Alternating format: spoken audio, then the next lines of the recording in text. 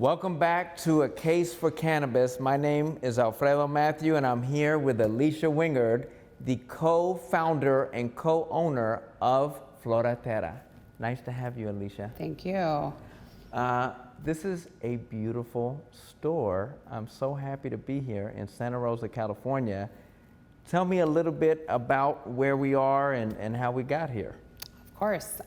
So we are sitting in Flora Terra. We are a retail dispensary in Santa Rosa, and we are more than just a dispensary. I always like to say we're the destination dispensary, because when you come here, you get to see not only our open floor plan, but also you get to see our plants growing right from our retail floor. We are vertically integrated, so we do cultivation, distribution, and retail all in one facility. In one amazing facility. And this, I know, is a dream business, a dream project, but you're no stranger to the cannabis industry. You're no stranger to Northern California and the culture here. Tell me a little bit about where you're from and how you kind of grew up in this space. Of course. So I was born in Humboldt, raised in Mendocino, and migrated to Sonoma County at the age of 18. Became a nurse, and in the process of becoming a nurse was also cultivating cannabis under Prop 215 alongside my husband and a few of our close friends. And in 2018, when the world changed and recreational became legal and 215 was no longer a thing, we were faced with the decision to either get a commercial license for growing or get out of the industry altogether. For people who don't follow cannabis legislation and don't understand all this, medical was 215. Correct. And medical legality has been around for 20 years, Since the 90s. Since the 90s. But it's only been since 2018 that recreational Correct. has been in place. Yes. And so everyone who's been operating in the informal economy had to make a choice, get formalized, or basically leave the industry. Leave the industry. So you and your husband made this choice. Now, nursing to fully integrated cannabis dispensary is not a natural transition. I don't know of so many people making that transition. That must have been a pretty high learning curve. How have you and your husband navigated the learning curve of an industry that is changing so rapidly and operating a business that has so many complex components? It's been an interesting and wild ride, to say the least. So I guess we could start with, the build out and the decision to come into the regulated industry. My husband, he's, a contractor by trade, so doing solar and electrical. So the build out aspect was, completely his vision, and he managed that project. He also successfully ran his own business. And so he wasn't a novice. He wasn't a novice. So he understands, all right, like you need cash flow, you need financial projections, you need these things. Yeah, okay. We need a bank account, which is a whole nother issue in itself. And then for me, I have, over a decade of experience doing administrative work for various companies. And I felt like I had a really solid foundation for operational knowledge and navigating the regulations and navigating, everything with the lawyers, from licensing, with the city through the state. And I think that, his project management experience combined with my executive knowledge was really what was able to propel us through the application process and get us operational. And what about your medical background, right? Did that help, in terms of understanding the science of this and some of those pieces? How did your nursing background play into the development of this incredible brand? I think that's just the general understanding of the endocannabinoid system and how things works. And then also the credibility factor of being a nurse and letting our customers know that, I am a nurse. I don't ever utilize that to make medical to give somebody medical advice. Everything that I would do in this setting would definitely be, it's an anecdotal situation. Yes, this could potentially help you for sleep. However, it might not.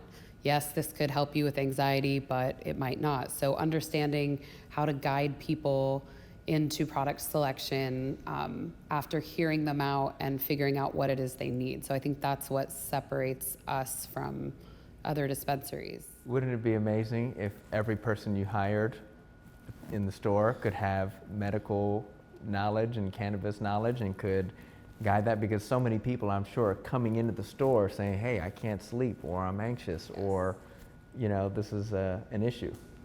A lot of our customers come in with that, and it's, I think that we see a spike in new customers that have never tried cannabis when there are events taking place in the county. So, we've been perpetually hit by fires. We are in a neighborhood that was, demolished by the Tubbs fire, and during the Kincaid fire, we saw that spike of customers that were just looking for the ability to sleep or the ability to not feel anxious. And they'd come in and, nervous about their first experience in a dispensary and nervous about taking product. So guiding them to the right product is really important. And so when I look around the store, and I commented on this before, we started filming, this is a beautiful store. Yeah. It feels very inviting. What was the feeling you were going for as you created this, and what is the feeling that Flora Terra, your brand, represents? Because I feel just the way you're presenting yourself, you're trying to be inviting, and you're trying to take away some of the rougher edges or the stigma that has come with this plant. We wanted to have a place where someone who has zero cannabis experience and no cannabis knowledge could come and feel comfortable. And I felt like in Sonoma County specifically, we are wine country. So I wanted to sort of play off of that and have, the wine country cannabis boutique feel. And I think that we hit the nail on the head with that. But more so having staff that are educated and truly can figure out the why behind why a customer is here. Like, what is their rationale is really the big part. And when it comes to the design, I think that we were really targeting women because women like pretty things. We like to see the packaging, and I mean, there's a psychology behind a shopping experience that you can't get when you go to a counter and look at a menu or a TV screen like you would at some other places. Yeah. And the joke is that you build it for women and men will come. I didn't know that was a joke, but I believe it. And as I'm looking at this, and you've also chosen in your business model, you're not doing e-commerce, you're not doing delivery, you're not doing this, so it really is a retail experience, right? We had to live through this pandemic, we had to go through all this. Is the retail experience still thriving? Is that still your vision for how to grow? Absolutely. I think that our model with growing on site and being able to produce a product that we carry in our store is one of the most sustainable models. COVID definitely put a bit of a damper on our retail experience. We didn't have any customers in our store for 4 months. Wow. We were doing curbside only. So that was a huge challenge because a big part of our facility is that experience of coming in and shopping just like you would at any other store. Yeah. Curbside is just not the same. No, it's not. And this front of store, this is just the beautiful, this is the end point of the process. But behind us, we have another 10,000 square feet of manufacturing, cultivation. What does it mean that Flora Terra is a fully integrated dispensary? So we do everything from seed to sale. We have the ability with our nursery license to pop seeds and choose which plants we want to grow. We can create clones of plants and turn them into the flower that you see harvested in a jar. And then from there, we can then sell it. So we have every aspect of growing the plant and then being able to sell it. So this is farm to table dining, but for cannabis, Yes. which is also what Sonoma is also pretty much famous for. And so you are kind of like the fine wine of cannabis. That's what we're going for. That's pretty cool. This isn't easy, right? Building this out, going from a concept to building out a space to launching a retail storefront to going through COVID, all of this. I mean, huge challenges. You've made it to a certain level of success. It seems really amazing. You have over 50 employees. What has that kind of growth trajectory been like, and what are you most proud of that you've been able to accomplish in only 4 years? Well, it's actually been 2. We didn't open our doors until September of 2019, so we're going on 2 years. 2 years of open doors, and then Roughly 2 years of planning to get Yeah. to this point. So that the thing that I think I'm the most proud of, and I think my husband David would agree, is our team and what we've built here. I think that we've learned a lot in the last couple of years managing people. Managing people is not something that we had done at this scale ever. And the reality is that we manage our managers who manage our people, and our managers are truly exceptional. We wouldn't be here without them, and the staff, I mean, we would be nothing without them. Yeah. So they are what keeps, the wheels spinning. I mean, I love that, right? You're a husband and wife duo. He's back of house, you're front of house. But even between the two of you, you don't have all the skill sets, you don't have all the knowledge to be able to run this whole facility.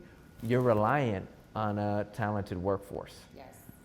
Is there the talent out there for you, or do you feel like you can train the talent that you need? Like, how have you been doing finding the talent that you need? It's been a struggle to some extent. I think a lot of people want to get into this industry, especially in cultivation. And there's this like glamorous idea that, they're growing weed and it's going to be amazing. And the reality is that it is incredibly hard, difficult and very hard. I mean, they just work so hard. Yeah. We grow 4 levels. So that's a challenge in itself because they are up and down. You mean 4 levels of plant? Yes. Yes. Yeah, so that is not like the majority of cultivation facilities. Most people that do levels will do 2 levels. We do 4. So is that to maximize the harvest out of each space? Yes. Okay. So we are looking at, when we decided to go with this system, we did a little bit of research. There are a few companies out there that do 4 levels, a couple up in Oregon that are fairly large companies, and then a few down in the desert in California. Yeah. And they were, quite successful. So our plants are about this big. So they're Yeah. much smaller than you would see in a traditional indoor Yeah. grow. But there's a lot of them. So we have 4,000. You control everything in this environment. I mean, I saw your facilities back there. You control the lights, you control the water and the nutrition in the water. You're controlling, right? Everything. You have everything down to a science. I'm sure it wasn't easy getting to that scientific level. This is the higher, smarter piece, Yes. right? So when you don't know how to do something, you need to find somebody that can. Yeah. So we cast our net and found some brilliant employees that can run this facility. That's and great. Without them, the lights wouldn't turn on. No, it wouldn't. Irrigation wouldn't happen. No, it wouldn't. Yeah, we would definitely be in a situation. These are not things that I know how to do. Yes. They are not things that my husband knows how to do. He knows how to grow a plant. He does Yes. not know how to run the Netafim system, which is our irrigation system. So That's incredible. So you've assembled this team, you've built this facility, you've created, right, a wonderful brand, a wonderful shopping experience. Where are you going next? What are the dreams that go beyond this stage? Because you're only really 2 years of open doors. Where do you see yourself, and where do you see the industry going in the next 2 to 3 years? Oh gosh, the industry is exploding. What I see locally is that there are 38 retail licenses that have been claimed in this city. And that has been since we were licensed, but only 8 are actually open.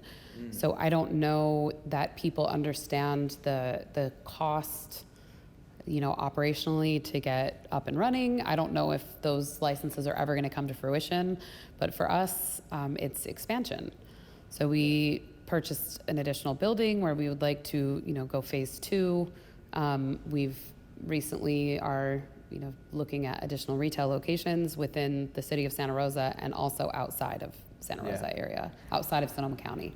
I mean, I see this space, and I could imagine it in San Francisco. I could imagine it in a lot of different places. So you do want to take your brand, and you do want to, yes, franchise. I do. I would love to see, a dozen Flora Terras across the country, if you will. I mean, we could get into other states. There are new states opening up. And let's I mean, go. New York just legalized. Virginia. I mean, and then our neighbors across the borders in Canada and Mexico. So this is all happening at a very quick pace, and compliance is changing, everything is changing. How do you keep up with all of these changes in the legal system? Like, do you have someone on staff who's monitoring all this? Is that what you do? It's part of what I do. We rely on we have a legal team, which I never thought I would actually say those words, but we have a legal team that will keep us up to date with any pertinent changes that might affect us. And then, we work with a team of CPAs who keep us in line with taxation and any changes there. I read a lot. We recently did hire someone for compliance, and she is going to help streamline processes and make sure that we are always on top of our game. So it took us a while to onboard somebody specific to that job. But that is a new and growing field of compliance, and when federal legalization comes, which it potentially could come in the next year or 2 years, there's going to be a whole. What I've heard is, as cannabis gets legalized and formalized, heavily regulated, because the folks creating the legalization don't understand the industry, and so they think the only way to keep people safe is to regulate it and tax it.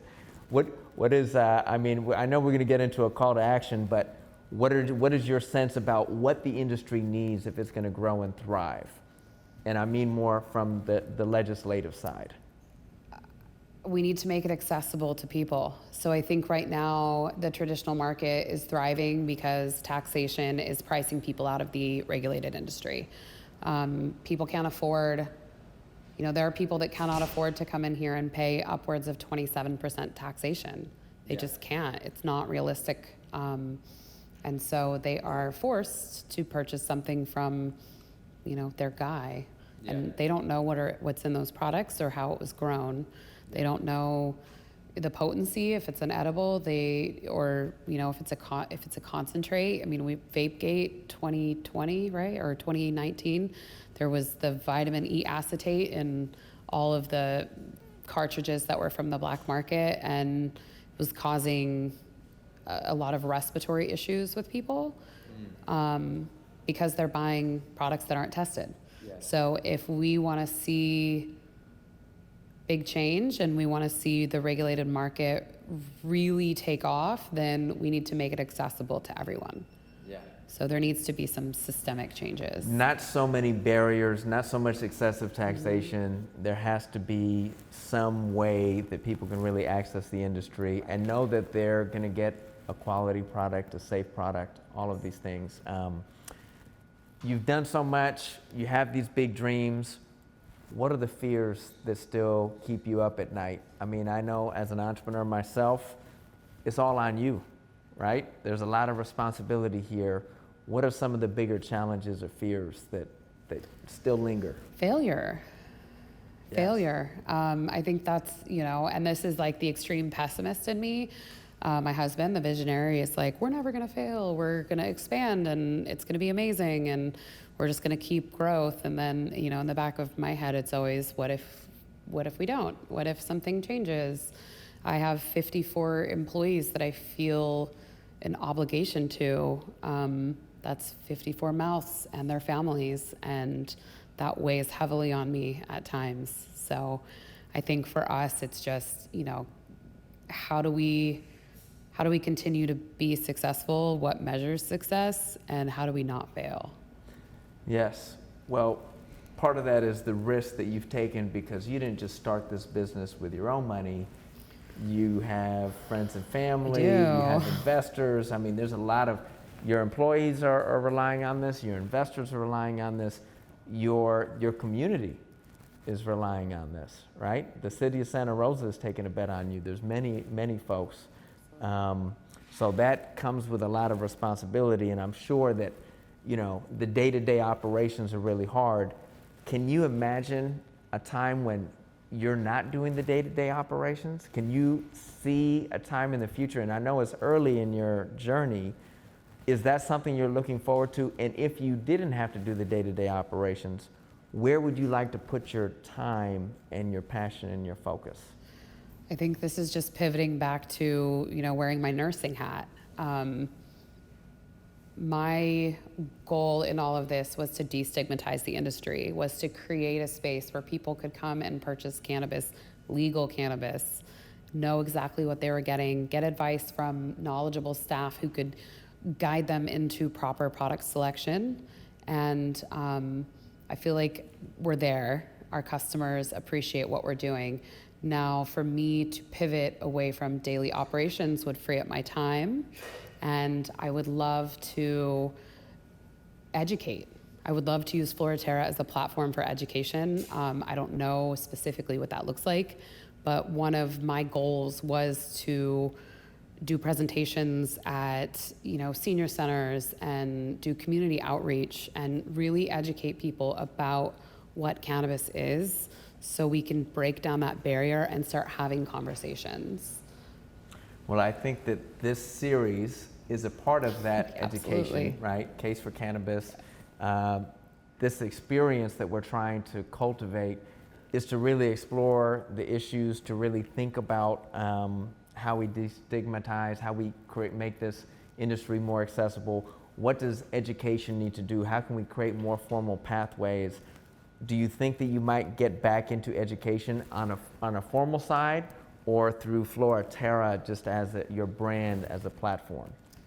I don't think I want to formally educate, Yes. but I'm definitely happy to be a guest speaker. I'm definitely happy to offer, any of the knowledge that I've, learned over the course of my time in this industry.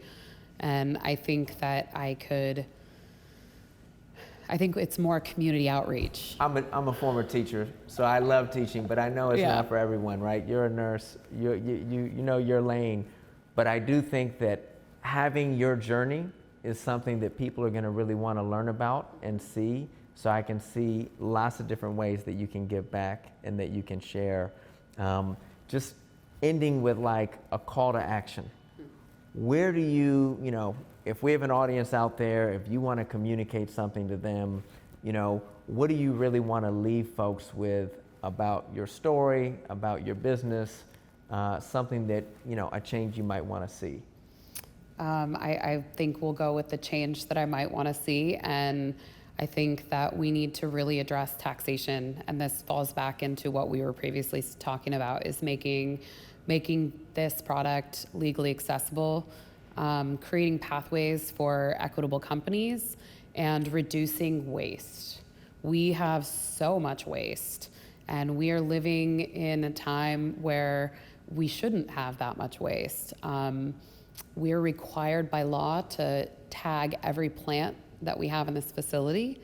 That means that we have a plastic tag that is given to us by the state that you pay for. we pay for. Well, it's part of our licensing fee. Yes. which is exorbitant. And we tag those plants. So we have 4,608 plants in every room, and we harvest every other week. And I actually wrote this number down. So that means we're producing 119,808 plastic plant tags annually. And to give you an idea of what that looks like, one room fills up a black contractor's bag full of tags. Yes. And that's how much waste just in cultivation we're producing. Not to mention the amount of Mylar bags and the plastic lids and everything that has to be child resistant.